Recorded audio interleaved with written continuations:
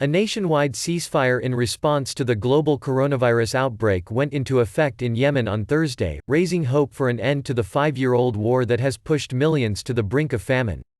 A Saudi-led coalition fighting against Yemen's Houthi movement said it would halt military operations from 0900 GMT for 2 weeks in support of United Nations efforts to end the conflict that has killed more than 100,000 people. The Iran-aligned movement, which controls the capital Sana'a and most big urban centers, has yet to announce whether it will follow suit in what would be the first major breakthrough in peace efforts since late 2018. The coalition said its move is intended to facilitate talks sponsored by UN envoy Martin Griffiths for a permanent truce, motivated in part to avoid a potential outbreak of the new coronavirus, though no cases have been reported in Yemen.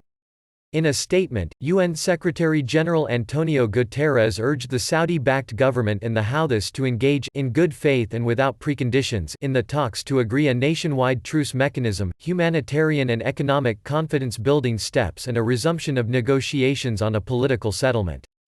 "We are tired of the war," said 49-year-old Abd al-Basit Muhammad, who owns a juice shop in the southern port of Aden, interim seat of the Saudi-backed government. "If the war hasn't already killed you, you are dying of hunger or disease." The conflict, widely seen in the region as a proxy war between Saudi Arabia and Iran, has been in military stalemate for years. Riyadh last year took over most of the costly and unpopular military campaign after coalition partner the United Arab Emirates significantly scaled down its presence. Some Saudis and Yemenis residing in the kingdom, whose cities have been targeted by Houthi missiles, welcomed the news. "A lot of money was spent on the war. If there was no war, that money would be spent on education," Saudi national Amar Khalid told Reuters outside a supermarket in the capital Riyadh. A Houthi official said on Wednesday the group had sent the United Nations a proposal calling for an end to the war and what it describes as a coalition blockade. The coalition, which patrols the coast and controls airspace, denies imposing a blockade and says it aims to halt import of weapons. In the Yemeni capital, some also remained skeptical. Engineer Abdulrahman al-Qadi said he saw no point in only a 2-week ceasefire.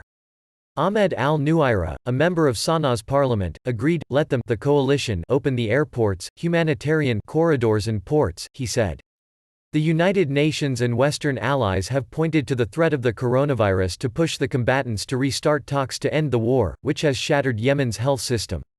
The UN humanitarian coordinator in Yemen, Lise Grande, told Reuters at least half of Yemen's population was in a very degraded health status while 3/4 require some form of humanitarian assistance or protection.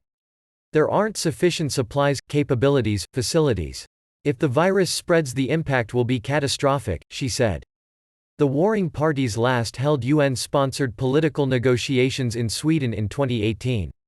They agreed a peace deal for the Red Sea port city of Hodeidah, but this has yet to be fully implemented because of deep mistrust among all sides.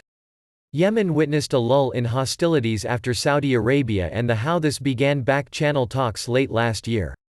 But there has been a recent increase in attacks, including Houthi missile launches at Saudi cities and retaliatory coalition airstrikes.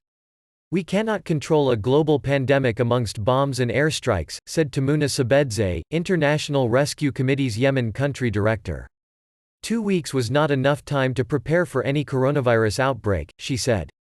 The Houthis ousted the government of Abd Rabbu Mansur Hadi from power in Sana'a in late 2014, prompting the coalition to intervene in March 2015 to restore him. The Houthis say they are fighting a corrupt system.